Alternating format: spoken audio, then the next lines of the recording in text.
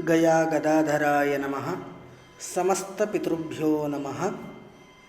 ಶ್ರೀ ಗುರುಭ್ಯೋ ನಮಃ. ಹರಿ ಓಂ. ಶ್ರಾದ್ದದಲ್ಲಿ ದರ್ಭೆ, ಯವ, ಎಳ್ಳು ಇವುಗಳ ಉಪಯೋಗದ ಮಹತ್ವ ಏನು?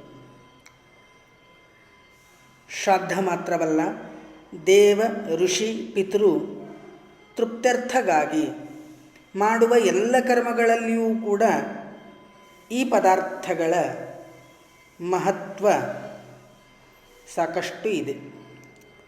ಈ ಎಲ್ಲ ಕರ್ಮಗಳನ್ನು ಯಜ್ಞ ಎಂದು ಕರೆದಿದ್ದಾರೆ.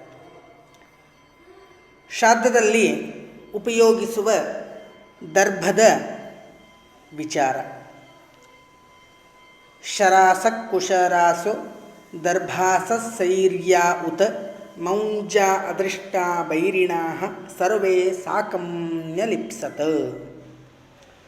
ಯಜ್ಞಕ್ಕೋಸ್ಕರವೇ ಸೃಷ್ಟಿಯಾದ ದರ್ಭೆಯು ಕುಶ, ಕಾಶ, ಮುಂಜ ಮೊದಲಾದ ಅನೇಕ ಹೆಸರುಗಳಿಂದ ಕೂಡಿದೆ.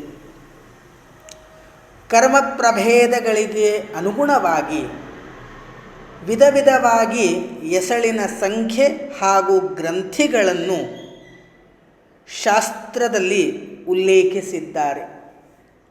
ಬೇರೆ ಬೇರೆ ವಸ್ತುಗಳನ್ನು ಪ್ರಯೋಗಿಸುವಾಗ ಮಂತ್ರಗಳಲ್ಲಿ ಆಯಾ ವಸ್ತುಗಳ ವಿವರ ಸ್ಪಷ್ಟವಾಗಿ ಇದೆ.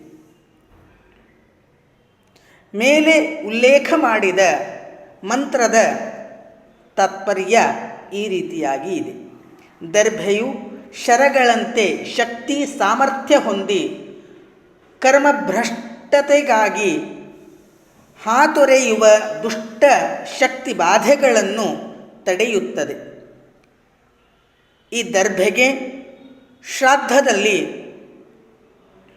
ಪವಿತ್ರ ಎಂದು ಹೇಳ್ತಾ ಇದ್ದಾರೆ. ಪವಿತ್ರ ವಜ್ರದಂತೆ ರಕ್ಷಕ ಶಕ್ತಿ. ಎರಡನೆಯದಾದದ್ದು ಯವ. ಯವ ಎಂಬುದು ಒಂದು ಧಾನ್ಯ ವಿಶೇಷ. ಭತ್ತದಂತೆ ಒಂದು ಜಾತಿಯ ಧಾನ್ಯ. ಜವೆಗೋಧಿ ಎಂದು ರೂಢಿ ಇದೆ. ಆದರೆ ವಾಡಿಕೆಯಲ್ಲಿ ಅಕ್ಕಿಯನ್ನೇ ಉಪಯೋಗಿಸುವುದು. ಯವೋಸಿ ಧಾನ್ಯರಾಜೋವ ವಾರುಣೋ ಮಧುಸಂಯುತಃ ನಿರ್ಣೋದ ಸರ್ವಪಾಪಾನಾಂ ಪವಿತ್ರ ಮೃಷಿಭಿಸ್ಮೃತಂ. ನಿರ್ಣಯ ಸಿಂಧು. ಧಾನ್ಯಗಳಿಗೆ ರಾಜನಂತಿದ್ದು ಮಧುರ ರಸದಿಂದ ಕೂಡಿದ್ದಾಗಿದೆ. ವರುಣನು ಇದರ ಅಧಿದೇವತೆ. ಪಾಪಗಳನ್ನು ಪರಿಹರಿಸುವ ಶಕ್ತಿಯುಳ್ಳದ್ದೆಂದು ಋಷಿಗಳ ವಚನ. ಇನ್ನು ಅತ್ಯಂತ ಮಹತ್ವದ ಪದಾರ್ಥ ಎಳ್ಳು.